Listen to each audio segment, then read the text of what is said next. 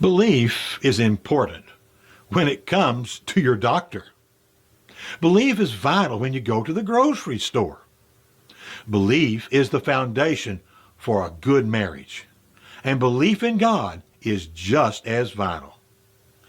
Is belief in God all that necessary?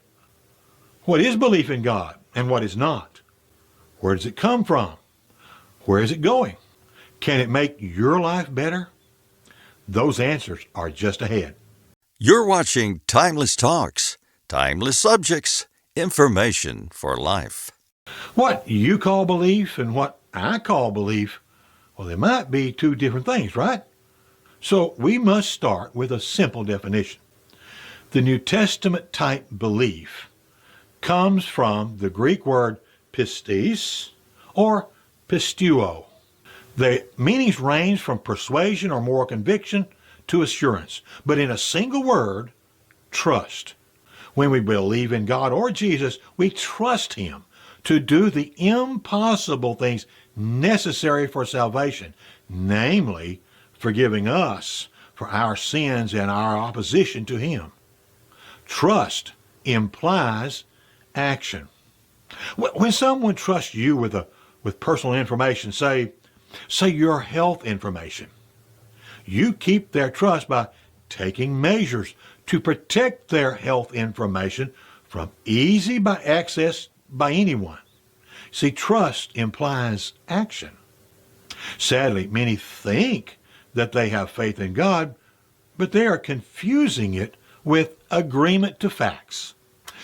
For example, they say they believe in Jesus, but their lives show no trust in His commands.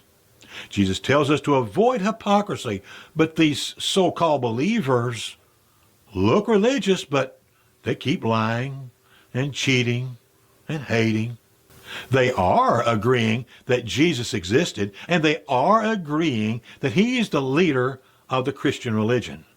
But their actions do not show it. There's no effort, no changes. Well, this is not belief. Here is my favorite test on faith or belief. If I were to burst into your house or your apartment and scream, "Your place is on fire," I will know instantly if you believe me, if you trust me or not. If you sit there and do nothing, well, you don't believe. But if you spring off the couch and run toward the door, your actions tell me that you believe me. What's the distinguishing characteristic? Your actions. So belief equals trust plus action. And this is God's definition of faith. Now let's tweak our understanding of God's usage. He often uses the word believe or believing in a continual sense. Many times in the New Testament, the word believe or believing means to start believing and keep on believing. Once you trust God, you keep on trusting God, and trusting God, and trusting God forever. So is continual action-based belief in God really necessary? Well, God thinks so.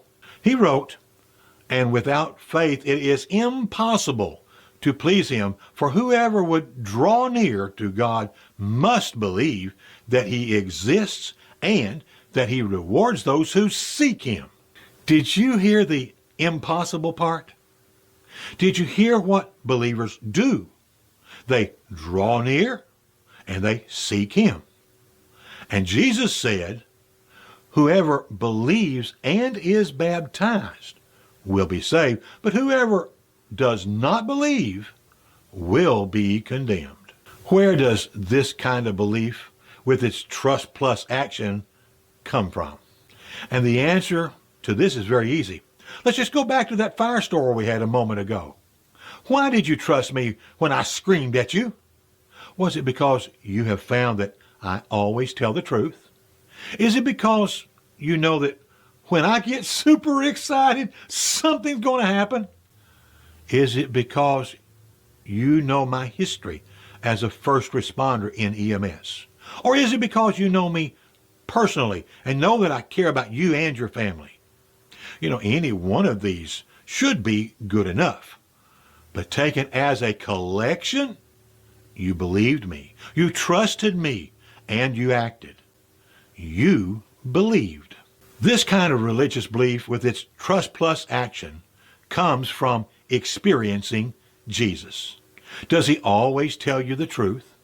Does he care about you personally? Does he care about the poor or the sick? And what does he think about those who are down and out and have no future? And what does he think about those who are rejected? When you examine him, who he is, what he does, what he says, how much he cares, then you will either trust him or not. You will either reject him totally or you will begin to trust him. And you will start making changes in yourself. And that's the action that God hopes for. And this belief in Jesus will lead to even more action. Since you trust him, you start taking action on things like how you value others and how you evaluate them. You will use your influence to help other people. You will practice humility. You will become more merciful. You will purify your heart. And instead of burning bridges in your anger, you will build bridges and be kind. Simply said, you will start being like Jesus. Action-filled belief in Jesus can lead you to a fullness of life that is unimaginable, with peace and purpose for everything good, and a hope of living and living and living. If you want this kind of belief, and we hope you do, you can start it yourself. Or you can contact us, and we will help you through the entire process. Give us a call or send a text to this number right now. We could do texting or calls or online visits or discussion using Google Meet like we do with other people in distant parts of the world. You are very important to us, so please watch the other videos in this series. See, there's a list down below in the additional resources. But anything we can do to help you, just reach out. We thank you for taking the time to watch it, and we want to see you again tomorrow. But until then, well, goodbye for now.